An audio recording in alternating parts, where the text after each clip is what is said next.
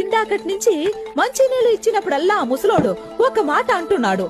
అది తమిళో ఇంగ్లీషో అయితే I understand.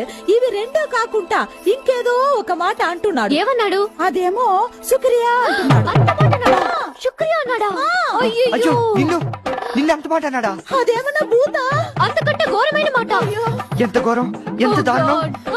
ఏంటది? ఇది విని కూడా నేను ఎలా బతుకున్నాను. కర్నల్ అంకుల్ ఇలాంటి పని చేస్తాడని నేను కల్లో కూడా అనుకోలేదు.